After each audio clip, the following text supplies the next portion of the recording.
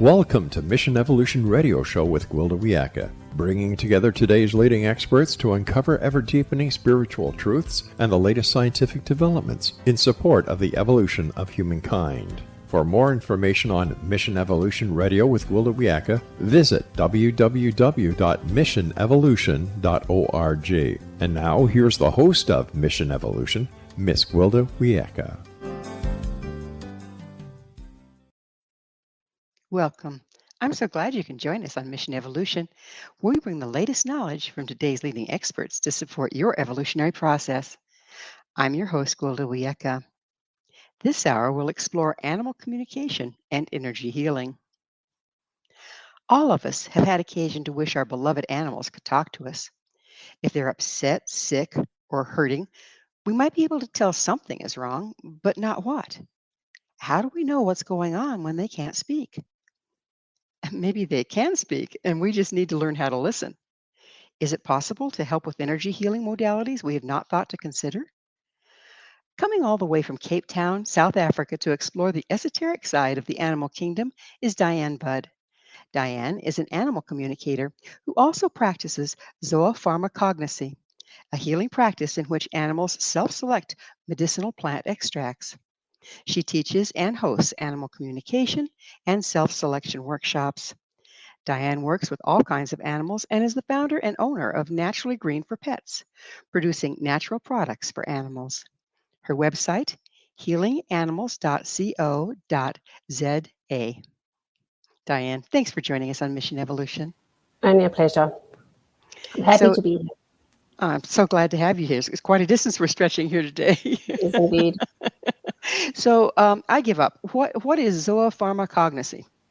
Zoopharmacognosy is animals self-selecting medicinal plant extracts. So the theory is that when an animal gets sick or ill, the receptors in the brain change and they select something that they wouldn't normally eat, like a plant extract. Well, you know, I've heard, like, I'm trying to remember which year it was, probably before my time, but there was a farmer whose horse had cancer, and he put the horse out to pasture to die. And the horse was eating, he started noticing the horse eating things that the horse normally didn't eat, different plants and stuff, and not necessarily grazing on the hay. And so he kept an eye on it, and pretty soon the horse had cured itself from cancer. And I guess the gentleman went on to harvest those plants and try to develop an anti-carcinogen himself. I don't know how successful that was, but is that what you're talking about, that sort of thing? That's exactly what I'm talking about. And the first time I heard something like that was about in the Anastasia book series, where her grandmother did exactly the same thing. She took a horse out that was very ill, watched what the horse ate, foraged the herbs, and then continued offering the herbs afterwards. And the horse's health returned to normal. Even in my line of work today, I was working with 2 dogs, and the owner said to me, well, there's certain types of plants that the dog almost stands under the plant, and he like licks the air, and he just tries to get more of the plant essence inside of him. And it all had to do with skin allergies. And he was a boxer with extreme skin allergies. So I often say, watch your animal. See what they're self-selecting, and if they are eating or selecting a plant that isn't in their normal diet, do a little bit of research and find out what the properties of the plant are. Is it an adaptogenic? Is it something for pain relieving properties? Or what possibly could be the reason that your animal self-selects that plant? So it sounds like you have to have a fair amount of medical knowledge and knowledge in herbs to be able to do this. Yes and no. I would say I'm not a vet. I don't proclaim to be a vet. So when I work with an animal, I have a herbal pharmacology background, and I did study zoopharmacognosy with Caroline Ingram in the UK, where we had to learn, for instance, what is a COX-2 inhibitor. So what range of essential oils, because I also work with essential oils. For me, an essential oil is a medicinal thing. So if an animal has, for instance, kidney disease, what could you possibly remedy, could you offer the animal to self-select in order to ease up, help I wouldn't say cure, but I'd say alleviate the problems. And then you would offer something like carrot seed or peppermint or calendula oil. And all those things you have to know about before you can obviously offer them. Where I come in is a bit like a medical intuitive. So I can feel what the animal is feeling inside their body. So if they have a pain, today I did a cat, a chinchilla, who had sprained, and it wasn't her paw, it was her wrist. So, and she selected German chamomile, which is a natural painkiller and anti-inflammatories. So I feel that, I pass it on to the owner, and if necessary, the owner takes the animals to the vet. Now, when you're working with essential oils, they're pretty strong, and animals' noses are very sensitive. How do they self-select essential oils? They sniff them. There's various ways they sniff. So they'll inhale a little bit, or they'll, if it's a cat, they'll actively go like that. They'll also squint their eyes, and then we do something called a Jacobson lip curl. So they go like this. All right. And what they're doing is they're exposing all the capillaries in their mouth and in their noses to the aroma. And the oil molecules bind to the receptors in the veronasal capillaries, and it goes into the bloodstream. So literally within, I'd say, about a minute to 3 minutes of an animal selecting an essential oil, we'll be able to smell it in their bloodstream. And then afterwards, 1 or 2 animals have been known to smell like peppermint for 1 to 2 days afterwards, and that's just by inhalation. What do you mean by smell it in their bloodstream? Okay, so because the oil molecule attaches to the veronasal capillary, it almost like pulls it in. So it pulls it into the bloodstream, and then the body pumps it. So via it enters in, it goes to the liver, and then the liver distributes it wherever it's needed. If it's needed on a physical level, it goes to the area where the pain is being experienced. If it is an emotional condition, then it gets sent to the brain, and the receptors there take over. So the oils impact on the emotional as well as the physical level? Most definitely, yes. Interesting. So, animals are pretty straightforward. How often do you see a lot of emotional trauma with them? Daily. Anything from an owner moving and they leaving behind friends, to them experiencing extreme grief at a loss of a companion or a loved one. So I've seen that one. It's heartbreaking. It's terrible. Yeah. The hard thing is, and people need to understand this, is everything that we feel on all different levels, whether it's grief, whether it's pain, animals feel that exactly the same way. They tend to express it slightly differently, and we'll get into that a little more in the following segments about how we can read what they're feeling or thinking or saying. But for now, if you're working with essential oils, what do you do? Do you lay them out in front of the animal and see which one they go to, or how do you work that? Well, I know I usually get a feel. So when I'm present in the session, I'll either pick up jealousy or anger or whatever I'm dealing with, and then I know which oil to work with. And then I literally, if it's with a horse, you close your hand around it and you just let the animal sniff it, and then they determine their own dosage. So sometimes they come closer to the bottle, sometimes they move away. If it's a dog, dogs guide their own dosage, and they'll turn their nose like this. And that doesn't mean that the dog is not interested in the oil. He's just guiding his dosage. If he gets up and leaves the room, he's definitely not interested. Okay. So body language is key as well. So it sounds to me like you're having to use your personal ability of intuition to feel in your body what's going on in the animals' bodies first. Then you're having to use your knowledge of essential oils and herbs and remedies to choose what to offer. Am I with you so far? Correct, yes. Okay. Yeah. But what about people that aren't intuitives? That they aren't empathic? Can they use this modality as well? Anybody and everybody can use it. So there's if you own a cat, a dog, or even a horse, there's several key oils that you can have at home in your first aid box, if you'd like to call it like that, and something like peppermint. Peppermint is for stomach spasms. It cools down the blood, so whenever there's a fever, it cools it down, and that is why if you go to the vet, you will see Panado. I'm not sure you've got it over there. Do you have Panado? Okay, it's No, like as a a rule, no. Okay, it's like a I go to the vet, all I paracetamol. see is a bunch of drugs. Okay, but it's one of the drugs that the vet has. So Oh, okay. it's like a paracetamol or a painkiller, but it's now with peppermint. And not even the Interesting. vets knew why it was, but the peppermint has menthol. So number one, it relaxes the stomach. It gets the stomach to move. So especially when an animal isn't eating. And then another one would be German chamomile. So look at the condition that your animal is experiencing. Let's say, for instance, your cat hasn't decided not to eat for 2 days. What can you do? And one of the things that you can do is put your hand on the animal and just relax. And Well, we're going to have to pick up on, leave a cliffhanger here and pick up on this on the other side of a station break. Diane and I will return very shortly, so don't go away. This is Mission Evolution, www.missionevolution.org. Hello again. This is Mission Evolution, missionevolution.org. We're dedicated to unification and evolution of consciousness. With us this hour discussing animal communication and healing is Diane Budd. Her website, healinganimals.co.za. Diane, we were just getting into how your individual that is not an empath and doesn't feel in their body what's going on with their animal, how they can figure out what to use.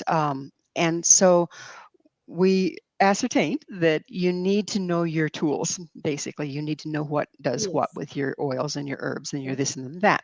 But you were going into, okay, then from there, how do we tell what's ailing the animal? How do we know where to go?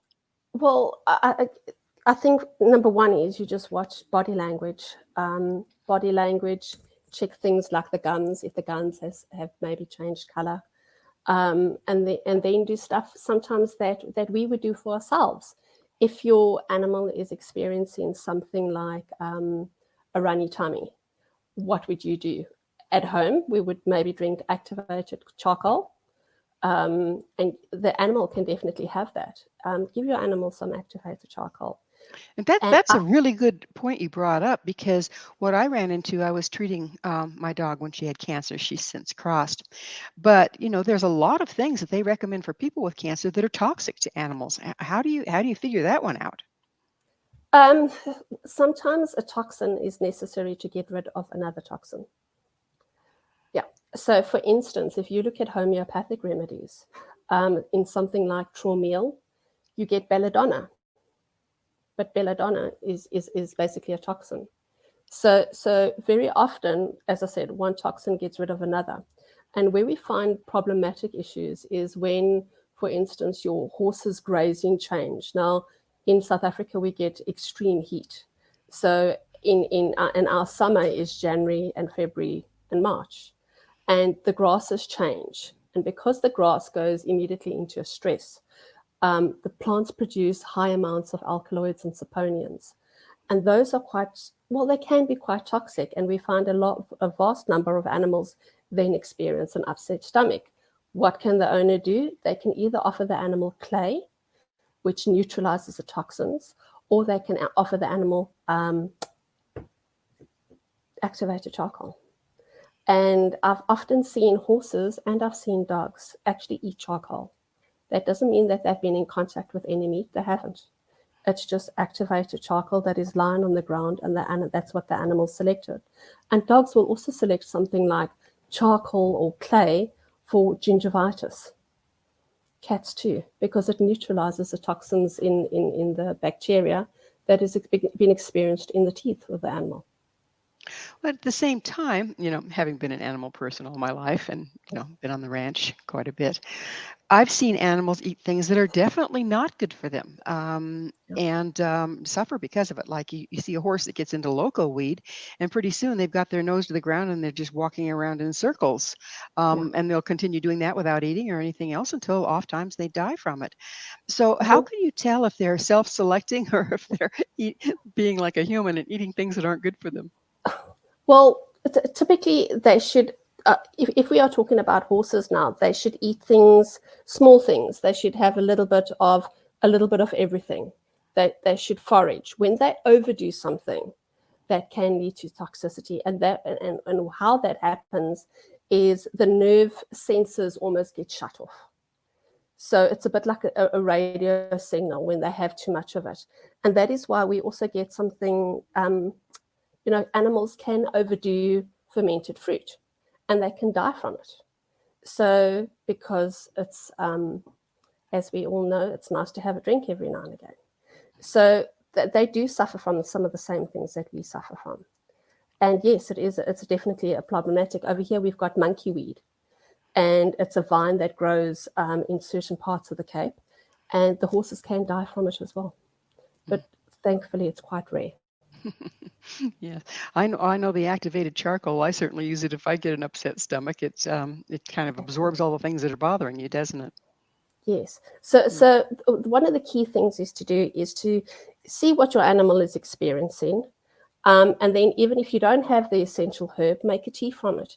If you have peppermint tea, and you'll see that your animal possibly, his stomach's growling, things aren't right, make a cup of peppermint tea, and put it near the animal. Obviously, let it cool down, and see, does the animal stand over the bowl and actually sniff and inhale, or and then maybe let it cool and come back down, because the minute even a dried plant, when we pour boiling water over that herb, the oil sacs in the plant burst, and there's still a little bit of oil in any type of tea.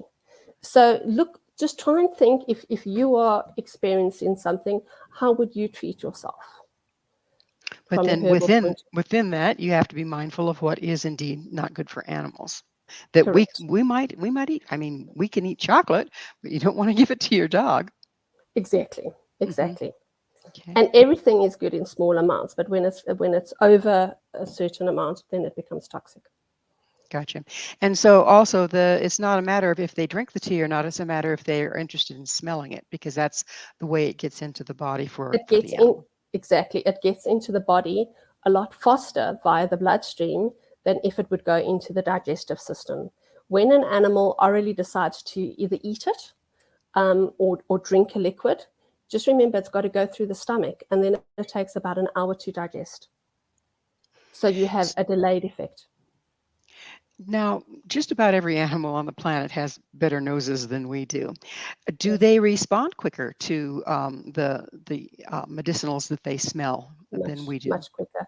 Yes. I did a client today who he works for an authority in South Africa where they investigate fires, and his job is as an analyst. So he's on the scene, and he tries to find out if a fire was started with either arsenic or petrol or diesel or meth or whatever it may be. And he's training his dogs specifically to try and identify that with great success. And he was saying to me, the dogs actually sniff a problem far quicker than what the laboratory can come to a conclusion. Yeah, Where the animal I've certainly pinpoints seen it that. Mhm. within a millimeter, and the lab says, "Oh no, it's within 100 parameters." Exactly. There's nothing like Mother Yeah, Nature, is there? no, So, let's get into animal communication just a little bit. Obviously, if we want to know how an animal is feeling, it'd be great if we could just ask them, what's going on with you? What's animal communication and how does one perform it? animal communication is just listening to your animal. Um, I think as human beings, we've become so obsessed with technology, and we are seeing things all the time that we often don't listen. And when I say listen, we don't listen to hear. And there's a big difference in that. So often when people are even talking or they're arguing, they're thinking of the next thing to say to counteract what somebody else is saying. But if you just sit in the present moment and you ground yourself and you are just with the animal, you can actively communicate with any living form of creature. And that's what's telepathy. That is the basis of any telepathy. So you can talk to a cockroach if you wanted to. I've got some words for them. No. So is learning the meaning of the body language of different species important in this process? I would say yes, most definitely. If you, especially if you're going to do this as a career, if you're working with your own animals, obviously not, but definitely from a career aspect. For instance, with dogs, we've got one of those power breeds called a boerboel, which is about 80 kilos. I mean, it's absolutely huge. And if I walked into one of the sessions and the guy was standing and was holding on to this guy like this, and this dog was like, obviously, and then he says to me, "Fix my dog." But he hadn't done any training. He had done absolutely nothing with the dog. But that was a classic COVID dog where, unfortunately, we were all in quarantine, etc., etc. So, which has caused huge issues worldwide with an amount of dogs which are now experiencing social misbehavior. So, yes, obviously, looking at body language is key. It's number one out of all animals, because number one, you don't want to do injury to yourself. And number two, you don't want to do something wrong that could possibly hurt the animal. And giving them, mixed messages or totally wrong messages. Exactly. And we're just about the end of this segment, but on the other side, I really want to get into those messages and how we totally misunderstand what our animal is doing or saying by relating them to us. Earlier we were talking about how, well, what do you feel? What do you do when you're sick in this way? But then there's these differences too, isn't there, in the way that we communicate? Yep. Yeah, pretty fascinating. So, the dog, tell me, the one that was so Yes. aggressive, were you able to fix Yes. that dog?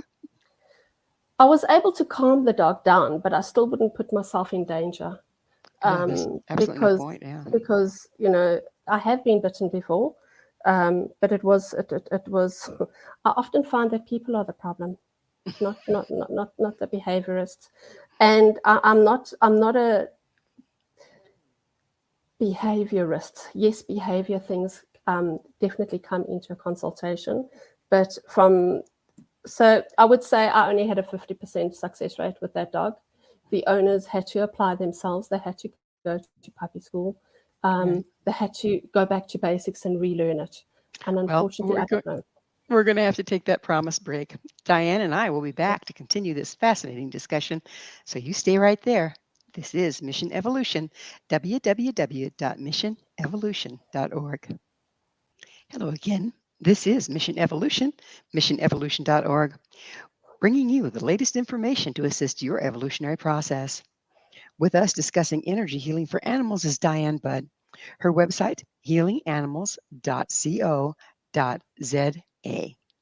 Diane, we were just about to get into, and I do want to get back into some of the healing modalities for dogs, but for animals. But we were talking about communicating with animals by being able to observe not just body language, but understanding their meanings behind things. So, say for instance, my son had a friend over, and he was playing with my cat, and my cat was a very sensitive female cat. We called her the Wambeasley because she was definitely she'd go off, right?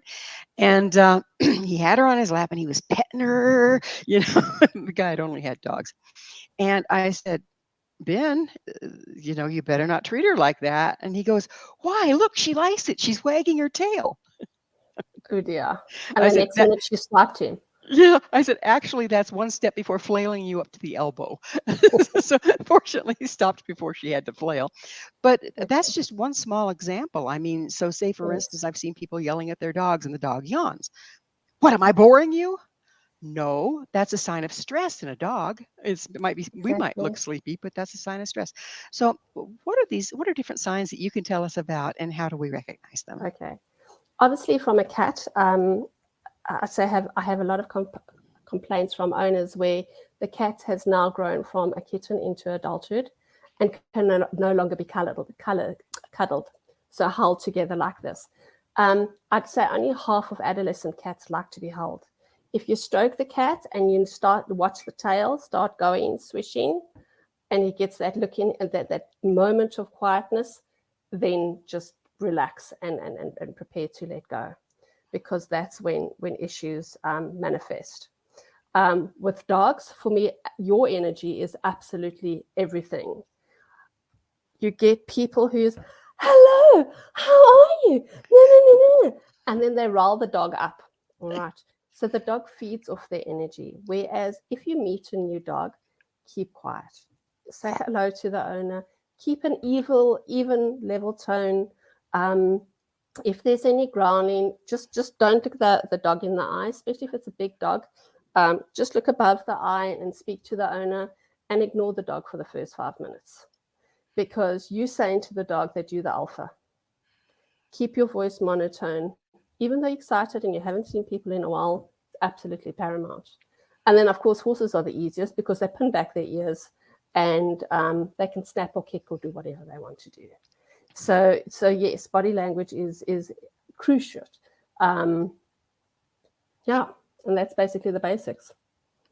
I've trained dogs and for various things. And if one of the things I was taught by the trainer that trained me was if they put their paw on your foot, a lot of people think, oh, look, being affectionate, but actually it's saying, am I alpha? And if you don't make sure that their foot gets off of yours and you put your foot on top of theirs, you don't have to stomp, but just no, you put your foot on top of theirs and they go, oh, okay, I get it. I'm beta. Okay. Have you heard of that one? I have heard of that one, yes. It's the same thing as when animals, people confuse it when a dog sits on your foot. They claim in ownership. They know exactly where their bum is. Yeah, very often as humans, we tend to we humanize things. So there's a certain type of behavior that we humanize because we think it's cute. But unfortunately, it's the reverse, and that isn't a good thing to happen.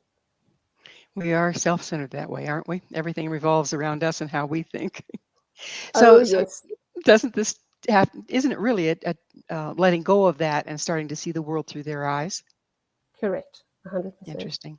Okay, so I did want to go back into some of the healing things. So we didn't really cover energy healing with animals. Would you go into that a little bit for us? Okay, so energy healing is just channeling positivity, healing energy in order to help the animal cope.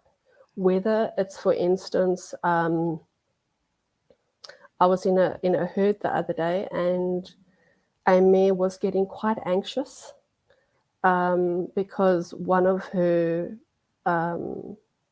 companions was leaving, and by simply placing my hand just underneath her withers and just breathing and grounding and just running that energy through her, she totally, utterly relaxed and was a different horse after the session because she battled with separation anxiety. So very often it all comes down to, just running positive energy. And then obviously you get different things. Like, so for instance, if your animal is ill and is trying to recover, what will you do? Now, for me as a healer, I will very often use different colors because for me, everything is a vibration, everything is color. And as we know, if we refer to somebody like Barbara Ann Brennan, who wrote Hands of Light, color's been measured. So when you are filtering, running a color through someone or even an animal, they're going to pick up that energy. So for instance, let's say your dog has got cancer and you want to make him feel better. What a lot of people will immediately do is try to run green through the animal. But green can grow cancer. But if you look at the color spectrum, and if you look at our outer auric layer, which is about 200 megahertz, which is a culmination of all the different layers of the field, you just run the color white or you run the color silver. And you just, let's say, for instance, stomach cancer, you put your hand on the animal, you just see it coming straight from the top of your head, going down, and then through your arm. And you just sit there for 5 or 10 minutes, running this energy and visualizing it going through the animal. All right. And that's definitely what the layman can do at home in order to help the animal. So animals can self-select herbs. Can they self-select frequency and color? Can you just Yes, run they a full can. spectrum and trust them to take what they need and leave the rest? Yes, they've got the ability to transmute the color. In several of the healings that I've done, I've decided, okay, this horse needs the color orange because of something that's happened. And I start running orange through the animal, and it distinctly changes. And he changes it into a light blue or light green or what may ever be. So I wouldn't worry too much about what color it is, except when it's cancer. When it's so the easiest thing is run white or run silver, and they will decide it. It's exactly the same thing as they say when an animal gets ill. Sometimes they can leave their bodies as a coping mechanism. It's exactly the same. And I have never yet met an animal that isn't open to healing. Sometimes they'll even present themselves. So they'll move into you, they'll shift you. You'll start at for instance, at the head, and you don't have to hold your hand directly on them. You hold it just above, all right, and you start running energy. And soon, okay, they're comfortable with that. And soon they'll start moving. So then they'll show you their shoulder, and then they'll show you their hand. And they'll naturally move into your hand, move away from it. So they have the ability to show you exactly and present their bodies to you where they actually want the healing to be done. And sometimes it's places that we weren't even aware of. So when, say for instance, Reiki, is this similar to Reiki? It is. It's just a form. Reiki is where you send symbols into the body. This is, I would say, it's actively energy healing using the color spectrum. Okay. So does that involve our chakras? Because I know our chakras prism the colors and then move our will or whatever into the world by use of the frequency of the colors of the chakra system.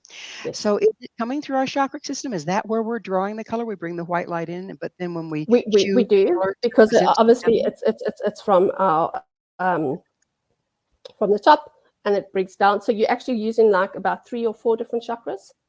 It all depends what's needed, because ultimately it comes from our higher consciousness.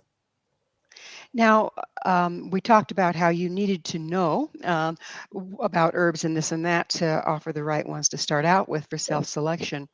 What do we need to study in order to know what colors to offer for what different maladies? And where do we learn how to run the colors? Where do we learn that? How do we learn that? That's a very good question. Now that I think about it, that's one of the reasons why I wrote the book, is because things kept on coming up which I wanted to know more experience on. So I studied metaphysics, and I think that was the basics of everything. So that is one thing that I can suggest to everyone. And read as many books as you can to try and get different opinions, because obviously everybody experiences energy in a different form. So take what you need and what works for you from a variety of people and make it into something your own. When I was researching the book that I wrote, one of my Bibles was Hands of Light. And Emerging Light, simply because I related so strongly to it. And then I applied a lot of it. That and like Bridges from Art Urensa for me was key. So, and the Alice Bailey teachings. So yes, I would just contact any esoteric school near you, and that would be the basis of your studies. Well, it is that magic moment again. We are going to take a station break. Please stay with us as Diane and I continue to explore the amazing esoteric world of animals. This is Mission Evolution, www.missionevolution.org. Hello again. This is Mission Evolution, missionevolution.org, your source of information and support while navigating our rapidly evolving world. This hour, our special guest is Diane Budd. Her website, healinganimals.co.za. Diane, we were getting in, continuing into going into a deeper aspect of animal healing, and that was the energetic one. And I have a question for you here.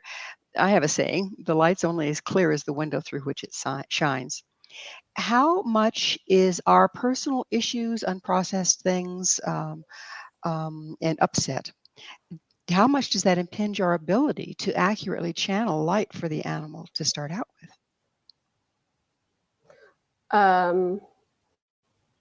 My personal opinion, when it is done with unconditional love, nothing beats that.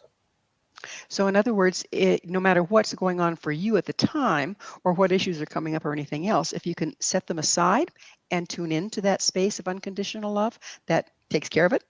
That's the highest vibration you can get. That's lovely. Yeah. That's lovely.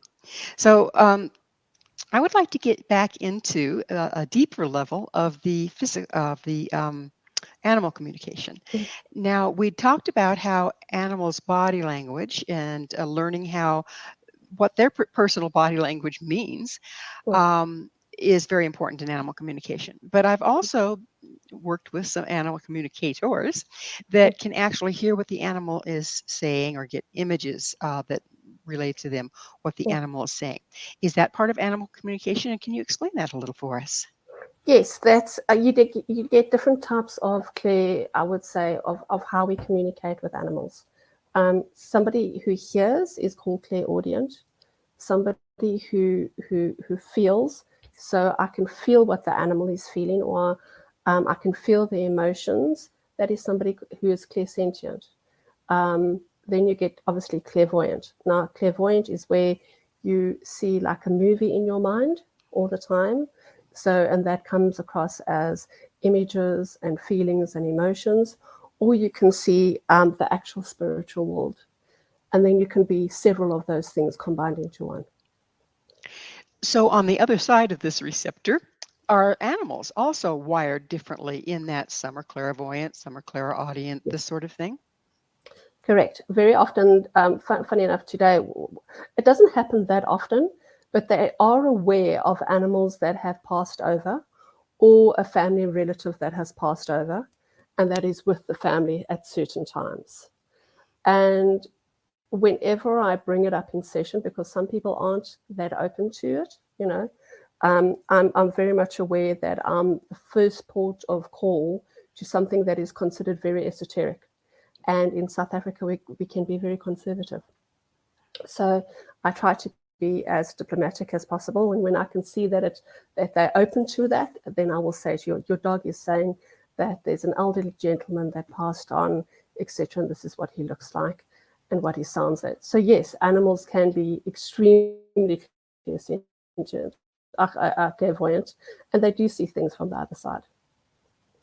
I think one of the most common mistakes that I've experienced with people when they start communicating with animals is suddenly, oh, well, if I can communicate with them, they must be omnipotent, right? And taking everything the animal says as gospel. But they're no more omnipotent than we are they? No, they're not. A lot of animals have they've got the same lessons to learn, just like we have been incarnated in order to learn, for our souls to evolve and to grow. Animals have exactly the same thing. And sometimes they can say to me, this is the reason why I've incarnated. And I can see the level of intelligence. I can also see if they speak a wide range of languages.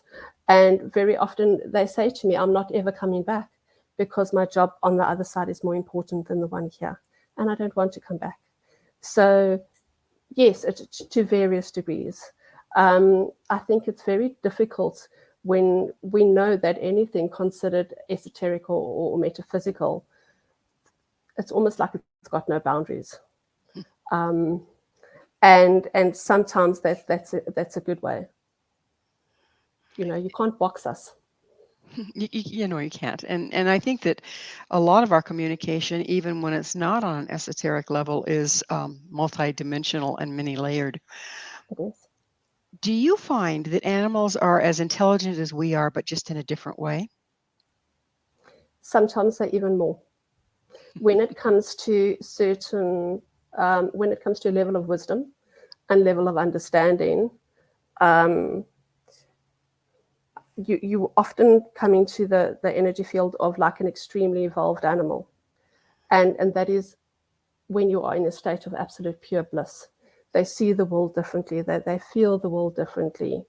So yes, and I think that's wonderful. And that is something that really they've worked hard to achieve. And so have we. So we can just acknowledge it in both of ourselves. What, in your experience from working with animals, what are their views on life and death? Do they differ from ours? That depends who you're speaking to and from what religion. No, they are not scared of passing over. That's what I've experienced. Is they go, what's the problem? Yeah, that's why I say don't humanize it. Don't make it, oh, you're going to die and I'm never going to see you again. You know, for them, it's absolute bliss on the other side. And they seem to have more of an awareness and remembrance of what it is like than we do. We seem to forget. And we sometimes get stuck in the physical world because we form such tangible attachments, not only to each other, but to our animals. And we want to hold on to everything. Where it's like almost a tap in your hand, say, don't worry, I'll be back. Or don't worry, I'll see you soon. And life is great on the other side. Who wouldn't want to go home? Sorry, I call it home because that's ultimately where we all come from. So it's lovely on the other side. It is absolutely beautiful. You see everyone you've ever known and everything, and the animals know that. So they do not fear dying. For some, it's actually a relief. Particularly as you're getting older and things aren't working so well anymore. Yes, I think they stay here longer because of us, not so much because of their desires. I agree. So Diane, we're at that point in the show where I have to ask you, what is your mission? I was looking at, I'm looking after a dog at the moment, and he's a Yorkie, and his hair was sticking up all over the show, and he's got a skewed tooth. And in that moment, I realized that I wish we would see ourselves the way that we experience dogs, because I found, just looking at him, I found absolutely nothing wrong with him. He was perfect just the way he is. Why can't we take that on from animals? And so that is one of the things. The other thing is I just want everybody to make their animals' lives just a little bit richer by letting them understand each other and us understanding each other on a total different level. And in the work that I do, I sometimes think that I achieve it. And I definitely have seen a shift throughout the years. I've been doing this for 15 years, and 10 years ago, I was labeled everything from a witch to an occult priestess to you name it. Now I've become normal. And everybody, it's like the veil has finally been lifted, and people are really, really, they're changing their perception. And that's what it's all about. It's about the consciousness evolving and the consciousness growing. And I can personally see that that's happened. So yes, that is one of my visions. And I hope to carry on. It's a beautiful vision. And we are about out of time. But tell me, what is your vision for the future of animal communication and energy healing? That everyone and everything can do this. It's not just limited to a few of us. We can all we've closed off us. We call it our sixth sense. Everybody has their sixth sense. Awaken your sixth sense and be able and open to doing it yourself, because that's the way forward. And love. Is it more difficult to communicate with our personal animals than if we're doing it professionally? Yes, a lot of people do. So I actually do a lot of animal communicators, animals themselves. Sometimes when they don't have the confidence, when they're first starting out, just for the first couple of years, just to double check. And then thereafter, they're comfortable and they're happy and they can do it themselves. But sometimes, yes, it's more difficult. And until your confidence level grows. But then it's like talking to your kids. And can people find your book on your website? Where else can they find it? They can find it. They can also find it at Barnes and Nobles. I think it's on Amazon. It's on Lutz, and it's called Energy Medicine for Animals. Energy Medicine for Animals. Beautiful. Well, unfortunately, we are at the point that we are out of time. Diane, thank you so much for coming on the show and sharing your experience. Only a pleasure. Thank you very much for having me. My pleasure. Our guest this hour has been Diane Budd, Animal Communicator, host of Animal Communication and Self-Selection Workshops, and owner of Naturally Green for Pets. Her website, healinganimals.co.za. This has been Mission Evolution with Gwilda Wiyaka. For more information or to visit past archived episodes, visit www.missionevolution.org. Please be sure to join us right here next time as this mission continues, bringing information, resources, and support to our rapidly evolving world.